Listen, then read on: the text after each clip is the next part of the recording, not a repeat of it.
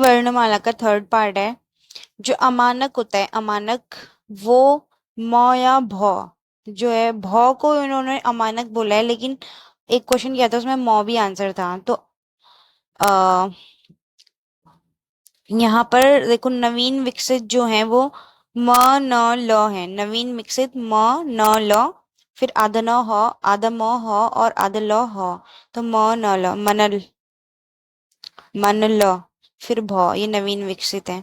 अब अकारात क्या होता है? जिसके एंड में अ होता है। अकारात जिसके एंड में अगर आ आएगा एंड में तो आकारात। कुल मानक कितने होते हैं? मतलब अगर वो पूछेगा कुल कितने हैं तो मतलब वो मानक पूछ रहे हैं। पद, पद का मतलब अधूरा होता है। शब्दों का मेल जब अधूरा होता है उसे पद बोलते हैं। शब्दों का मीनिंग जो होता है वो मेल होता है, जो वाक्य बनाता है फिर। नवीन विकसित पता चल गया। अयोगवा या योगवा एक ही बात है। नाक और मुंह से हवा निकलेगी तो उसे अनुनासिक बोलते हैं। और अनुनासिक और नासिक एक ही बात है। जैसे अयोगवा और योगवा एक है, वैसे ही अनुनासिक और नासिक भी एक ही है। पंचमाक्षर जो होते हैं वो लास्ट वाले होते हैं। यो, नौ, वो नाक और मुंह से हवा से द्वारा बोले जाते हैं। हस्व सर या तीन होंगे या चार होंगे? तीन होंगे तो अ ई ए, चार होंगे तो उसमें री जुड़ जाएगा। हिंदी लिपि की देवनागरी लिपि होती है। लिपि चिन्ह वर्णमाला में होता है यूज। क के बाद श, ऐसे क्रम पूछता है तो क के बाद श आता है। श किसके बाद आएगा? स्र वाला जो स है वो श के बाद आएगा। और जो छ, त्र, त्र जो है वो आई थिंक र के बाद आएगा या किसके बाद आएगा, अभी देखते हैं। चलो इसका स्क्रीनशॉट होगा नीचे। चांद में जो नौ को हम ऐसे बिंदु लगा सकते हैं, मौ को भी हम बिंदु लगा सकते हैं। तो ये जो हम बिंदु लगाते हैं ये अनुस्वार होता है, जो कि पंचम वर्ड, मतलब कि वो लास्ट वाला क ख ग घ के जो लास्ट लास्ट वाले होते हैं वो पंचमाक्षर होते हैं, पंचम वर्ड। अनुनासिक और अनुस्वार, अनुस्वार क्या होता है? स्वर के बिना। स्वर के बिना अगर हम कोई जैसे कि संबंधी स्वर के बिना, तो पंचम वाले ही आएंगे अनुस्वार में भी। फिर है, जब दो समान व्यंजनों का प्रयोग साथ साथ होता है तो उसे हम, उनमें से एक हलंत होता है उसे द्वित्व व्यंजन कहते हैं। जैसे दिल्ली, रस्सी, खट्टा। तो दो व्यंजन एक साथ आ रहे, लौ और लौ, उसमें से एक में हलंत है तो इसे द्वित्व व्यंजन कहेंगे। मतलब कि एक आधा और एक पूरा होगा तो उसे द्वित्व व्यंजन कहेंगे, और दोनों व्यंजन होने चाहिए। वर्तनी में इनके लिए ढ या ड़ और ढ वर्ड भी विकसित कर लिया गया है। ड और ढ के नीचे बिंदु लगाकर बनाए गए हैं। इसी प्रकार नौ, म, लौ ध्वनियों के महाप्राण का रूप न और मह और लौ। नवीन विकसित वर्ड नौ, म, लौ है, और उसके इनका महाप्राण रूप नह, मह एंड लह है। स्पर्श व्यंजन तो हमें पता ही है सारे के सारे। मूल स्वर अ ई उ री। संयुक्त हमें पता है कि ए और ए जो है अ और ए से बनता है, औ जो है अ और ओ से बनता है। स्वर है ये। अमानक वर्ण म, म जो है वो अमानक वर्ड है, क्योंकि हमने क्या देखा था?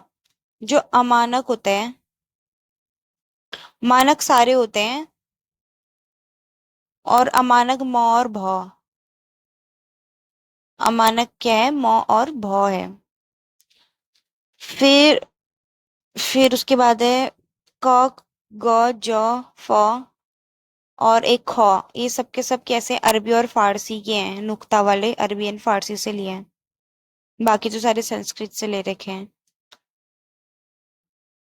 आधे क के बाद आता है श में जो है, आधे क के बाद आता है क और आधा हलंत वाला क, फिर श हो जाता है वो।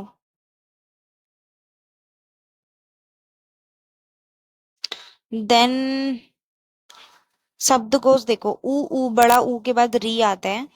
और कौ के बाद श आते हैं। और तौ के बाद त्रौ आ जाते हैं। और देखो सलजम वाले श के बाद स्रौ आ रहे हैं। अब क्या बचा, श त्र ग्यों, जौ के बाद ग्यों आ जाएगा।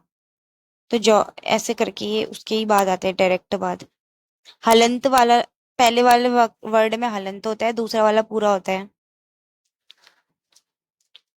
श क्रम किसके बाद आते हैं, कौ के बाद।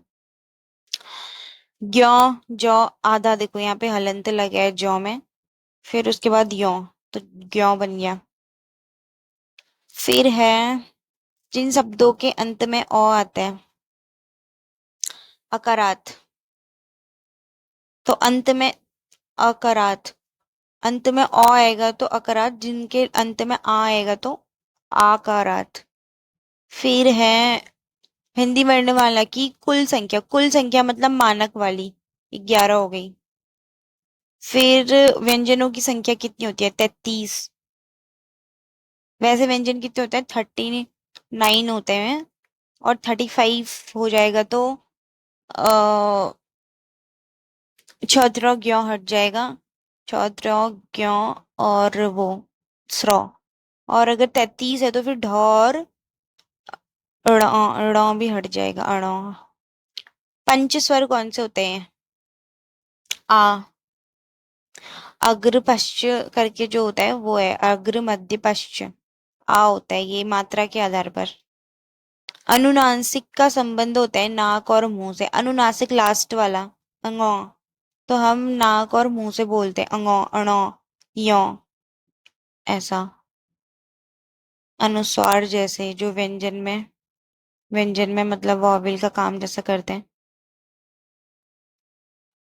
अनुनासिक व्यंजन कौन से होते हैं, पश्चिमाक्षर वाले, पंचमाक्षर वाले। सही क्रम क्या होगा, ध्वनि शब्द पद वाक्य। पद जो होता है वो अधूरा होता है, मैंने खाया, क्या खाया कुछ पता नहीं है, वाक्य में पता चलेगा क्या खाया है।